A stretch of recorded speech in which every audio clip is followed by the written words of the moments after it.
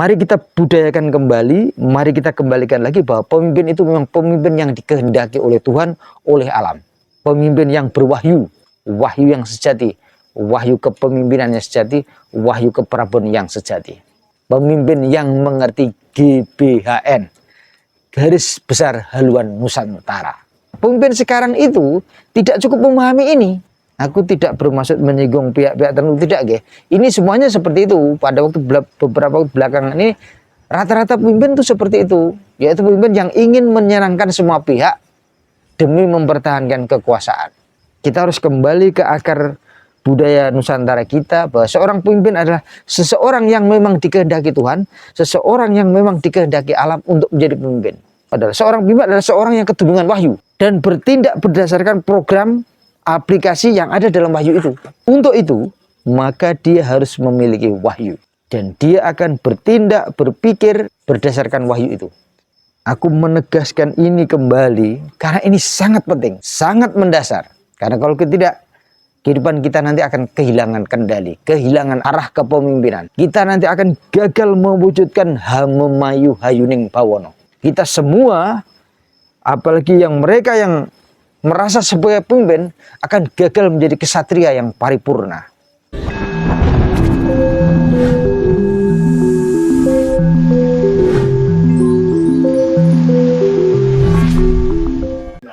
Rahayu, rahayu, rahayu.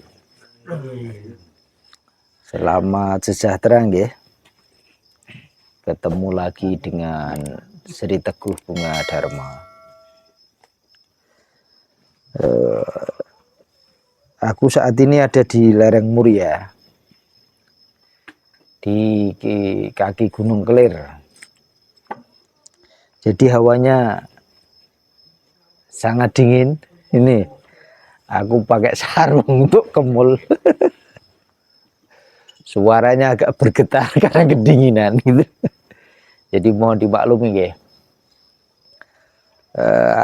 Kali ini aku akan melanjutkan melengkapi kemarin tentang GBHN, garis besar haluan Nusantara, yang telah diletakkan oleh para pepundhen kita, para leluhur kita, khususnya Eyang Semar atau Resi Agastya. Nah, khususnya dalam konteks ini adalah masalah kepemimpinan, nggih. Karena ini masa-masa pemilu, jadi mungkin cukup relevan lah kalau disampaikan, gini. Sekali lagi ini sudut pandangku berdasarkan pengalaman pribadi dan pengamatanku, gitu. Dalam masa-masa seperti ini, untuk mencari kepemimpinan nasional, ya kalau bahasa gue sekarang untuk mencari pemimpin Nusantara, enggak? Untuk mencari pemimpin Nusantara, kita harus menemukan tokoh, kita harus menemukan sosok, kita harus menemukan seseorang dengan kualitas kepemimpinan yang tepat. Artinya begini, seorang pemimpin itu idealnya harus mengerti betul apa itu kehidupan. Artinya dia telah menemukan jati dirinya, dia telah menemukan makna hidupnya, dia telah menemukan apa sih dharma bakti hidupnya ini. Karena di kultur kita itu ada yang namanya cokro manggilingan atau siklus peradaban, siklus apa ya? Siklus kehidupan atau peristiwa-peristiwa yang nanti akan terulang kembali. Karena kita harus tahu, kita harus sadar bahwa ini berkaitan dengan karma, hasil perbuatan. Baik karma baik maupun karma buruk. Jadi siklus kaitannya dengan karma. Lah, seorang pemimpin harus mengerti siklus, harus mengerti cokro manggilikan sekaligus karma. Artinya di sini adalah seorang pemimpin juga harus mengerti karma dari bangsanya, karma dari negaranya, karma dari budayanya, peradabannya. Karena kalau dia tidak mengerti ini, dia tidak akan tahu bagaimana menjadi pemimpin yang paripurna.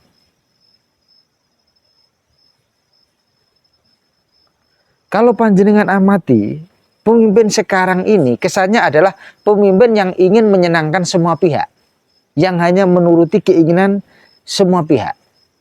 Ya itu tidak mungkin. Dalam kultur budaya kita, seorang pemimpin ini adalah seseorang yang dikehendaki Tuhan, seseorang yang dikehendaki alam untuk menjadi pemimpin. Artinya orang ini betul telah mengerti hidup dan menerapkan pemahamannya ini, kesadarannya ini kepada masyarakatnya, kepada yang dipimpinnya. Nah, kalau pemimpin sekarang itu menuruti keinginan semua pihak, ya itu tidak mungkin terjadi benturan nanti.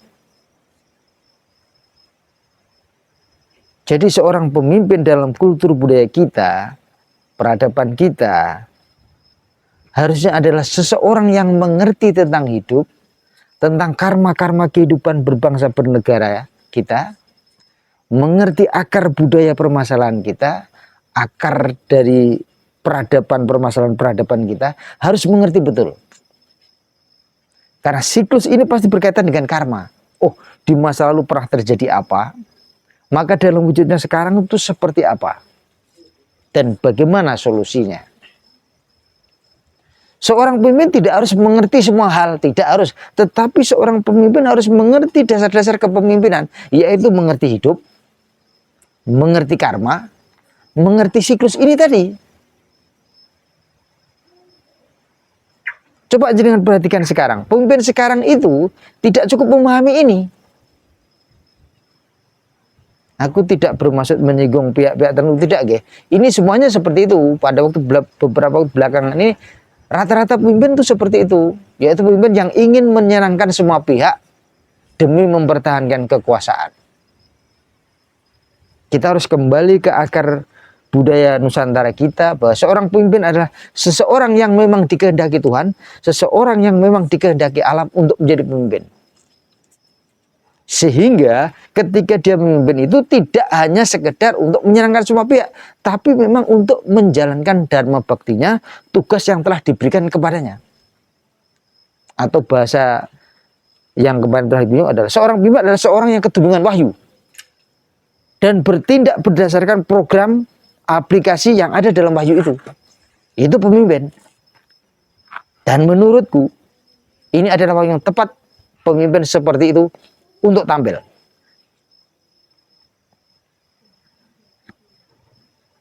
Dan ini tanggung jawab kita semua. Sekali lagi, ini menurutku. Jika panjenengan tidak setuju, monggo, lupakan saja apa yang menjadi sudut pandangku ini. Gitu. Tetapi aku berharap video ini menginspirasi panjenengan semua untuk melihat suatu pilihan-pilihan yang lebih utuh. Suatu pilihan-pilihan yang lebih holistik tentang kepemimpinan, tentang apa itu artinya pemimpin, tentang kehidupan berbangsa bernegara kita, kehidupan sosial kemasyarakatan kita. Sekali lagi, seorang pemimpin harus mengerti dasar kepemimpinan, harus mengerti cokro manggilingan, harus mengerti karma dari bangsanya, dari peradabannya. Dan kembali seperti yang katakan tadi, seorang pemimpin seharusnya adalah seseorang yang memang diberi, dikehendaki menjadi pemimpin oleh Tuhan atau oleh alam.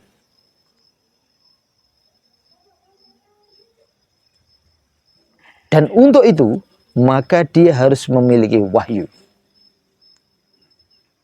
Dan dia akan bertindak, berpikir berdasarkan wahyu itu. Aku menegaskan ini kembali karena ini sangat penting. Sangat mendasar. Karena kalau tidak, kehidupan kita nanti akan kehilangan kendali, kehilangan arah. Arah kepemimpinan. Kita nanti akan gagal mewujudkan hamemayu hayuning bawono. Kita semua, apalagi yang mereka yang merasa sebagai pemimpin, akan gagal menjadi kesatria yang paripurna.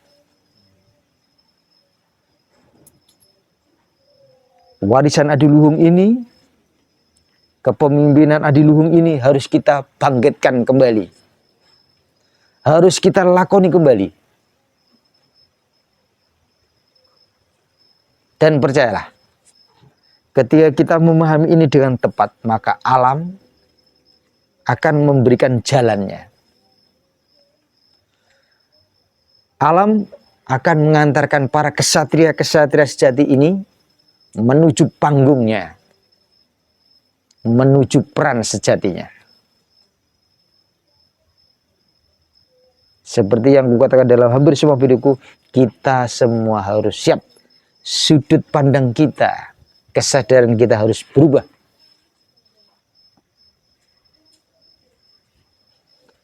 Kita jangan bubukkan oleh suatu budaya peradaban yang saat ini dari luar, yang membuat kita sepertinya terasa nyaman, tapi sebenarnya ini akan membahayakan seluruh tatanan kehidupan kita. Teknologi-teknologi kita, kecanggihan-kecanggihannya itu membuat kita nyaman, tapi juga bubukkan kita sehingga kita keluar dari akar budaya kita sendiri, membuat kita keluar dari rumah kita sendiri. Pemimpin kita harus mengerti ini, menyadari ini, dan kembali ke akar. Dan kita semua bertanggung jawab untuk melahirkan pemimpin seperti itu. Pemimpin yang mengerti GBHN, Garis Besar Haluan Nusantara.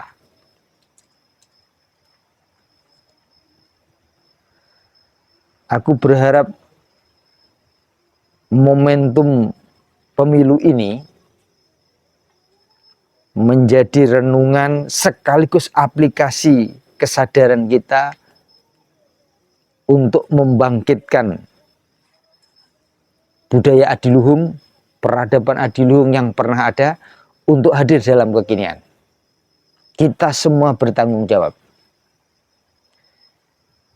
Jadi aku tegaskan sekali lagi, seorang pemimpin harus mengerti dasar-dasar kepemimpinan, harus mengerti apa itu siklus alam, siklus kehidupan, harus mengerti karma, hasil perbuatan dari masa lampau, baik pribadinya maupun masyarakatnya, berbangsa bernegaranya.